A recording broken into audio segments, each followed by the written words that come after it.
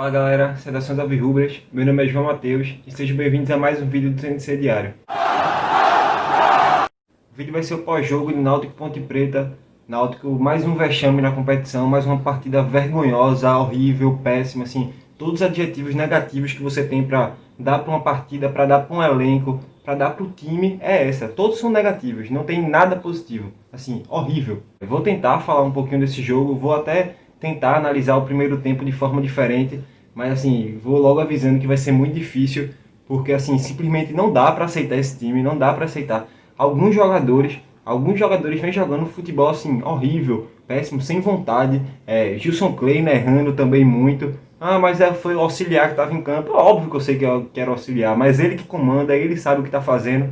Então assim, é erro dele também. Erro da diretoria do Náutico também, porque contratou um monte de pereba no começo do ano. A torcida avisou que tinha contratado um monte de jogador ruim, renovou com um monte de jogador ruim e agora está aí pagando preço na Série B e assim, prestes a cair para a Série C. A gente está na 15ª rodada, não está mais no começo da competição.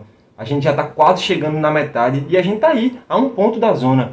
Se está com jogo a menos, mas os times que estão atrás, a maioria também tem jogo a menos. Sim, o Náutico vai jogando cada vez pior e assim, bora tentar falar um pouquinho dessa partida. O Náutico começa o primeiro tempo, faz um bom primeiro tempo, a Ponte Preta começa assustando pelo lado direito, que é a mina do Náutico, assim, se você colocar 3 crianças de 10 anos para tocar a bola ali no lado direito, eu acho que elas conseguem fazer alguma coisa ali, quem dirá jogadores profissionais, né? Por isso que todo jogo, o lado direito é a mina do gol, todo jogo sai gol por aquele lado, e o Náutico vai se tornando uma das piores defesas da competição, porque o nível dos jogadores, na verdade o nível não, o nível de Rafael Ribeiro é fraco. O de Hereda eu não acho que seja, eu acho que seja fase ruim. E simplesmente não tem ninguém no banco para melhorar, não tem ninguém no banco para substituir Hereda. E ele vai falhando, e o Náutico está queimando o jogador da base. A diretoria está com tanto medo de contratar, não contrata ninguém e está queimando um cara da base. Hereda tinha potencial para jogar muito mais do que ele vem jogando. Jogou muito na Série C, mas simplesmente vem sendo queimado porque o Náutico não tem banco de reserva.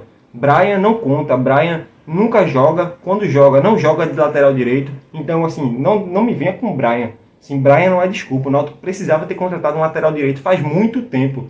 Porque vem insistindo com o Hereda, Hereda vem comprometendo, vem fazendo péssimos jogos. E assim, não muda nada, porque o cara sempre é titular no outro jogo. Então, não tem pressão, não tem continuidade, porque, porra, que trabalho é esse? Que eu vou mal no jogo, vou mal no outro, vou no outro, e eu continuo sendo titular. Não tem ninguém na minha sombra, não tem ninguém nas minhas costas.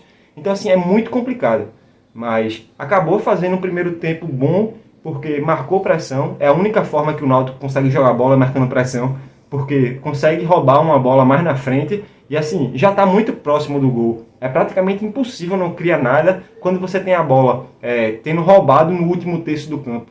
Então o Náutico vai sempre com essa estratégia, vai pressionando, mas assim, sempre cansa. Nesse jogo cansou com 30 minutos de jogo, o Náutico não produziu mais nada e voltou para o segundo tempo cansado também, assim, ninguém jogando nada. Então, o Náutico precisa rever. Só tem 30 minutos, precisa resolver o jogo em 30 minutos, porque assim, o Náutico não joga mais nada. Começa pressionando os 30 primeiros minutos e depois morre em campo, não consegue criar nada. O time, assim, não existe em campo.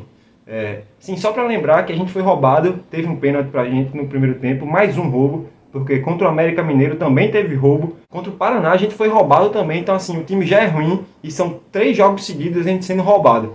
Então, mas aí, bora continuar. Conseguiu criar alguma coisa pressionando, mas por incompetência não fez o gol. Eric perdendo o gol na cara. O gol que ele perde, que desvia, ele chuta muito fraco a bola. Se ele dá uma bomba naquela bola, a bola bate no jogador da Ponte Preta e entra. Mas não, chuta fraquinho na frente do gol. Chiesa errando cabeçada toda hora, teve umas 2 chances de cabeça e colocou para fora. Jorge Henrique até jogou bem no começo do primeiro tempo, mas assim, não consegue finalizar. Parece uma criança, ele chega na frente do gol e chuta fraco, ou então chuta a bola saindo por fora da pequena área. Não sabe finalizar e assim fica muito difícil fazer gol. A Ponte Preta era uma das piores defesas do campeonato e o Náutico não consegue fazer gol, porque assim, não tem ninguém para finalizar. O centroavante do Náutico não chuta muito no gol. Quando chuta, chuta fraco. Os que vêm de trás também chutam mal. Só Giancarlo sabe chutar nesse time. E assim, quando Giancarlo não chuta, o time não faz gol. Porque como é que vai fazer gol se os caras não finalizam bem? Então assim, complicado demais. O Náutico vai numa sequência gigantesca. Eu já perdi as contas. Qual foi o último gol do Náutico? Nem me lembro mais. De tanto tempo que faz. E assim, vai seguindo em passos largos para a zona de rebaixamento. E assim, se já está crise agora, se as coisas já estão difíceis agora, se entrar na zona vai ser pior ainda. E eu estou avisando isso há um tempinho. A zona de rebaixamento tem um imã. Quando você entra, para sair é muito difícil. E assim, os jogadores estão brincando. É muito fácil jogar no Náutico assim. Os caras ganham em dia, tem estrutura para trabalhar, não tem cobrança. Teve uma cobrança no aeroporto agora, mas isso não é suficiente, porque não tem torcida, não tem ninguém para vaiar. Salatiel, pelo menos quando ele perdeu o pênalti, tinha uma torcida no pé do ouvido dele, xingando ele. Quando o Dalpozo começou a cair, tinha uma torcida chamando ele de burro. Agora não tem nada, parece que os caras são completamente imunes a críticas. Todo mundo no Náutico é imune a críticas. Se for crítico, você não é bem-vindo no clube. Então assim, vou falando, tô avisando aqui mais uma vez. Se entrar na zona de rebaixamento vai ser muito complicado sair. Além disso tudo, assim, acho que Gilson Kleina resolveu brincar. Ou ele tá mandando aviso, ou ele tá brincando com o Náutico, porque as substituições dele, de novo, eu sei que foi auxiliar, mas quem manda é o técnico. Então as substituições dele são terríveis. Ele entra com Kevin. O que é que Kevin tem a acrescentar ao Náutico? Por que Kevin ia ser melhor que o William Simões nessa partida? Nada, não tem nada a acrescentar. Por que Matheus Trindade continua entrando? Matheus Trindade fez um jogo ok contra o Paraná. Ok assim, foi ruim, mas ele é tão ruim que o nível dele fez o jogo ser ok. Então ele continua entrando. O Thiago não joga nada há muito tempo, não vem jogando nada e continua entrando. Aí Rui, que foi o melhor jogador na partida passada, jogou bem contra o Paraná, não entrou. Qual é o critério para entrar no Náutico? É ser ruim?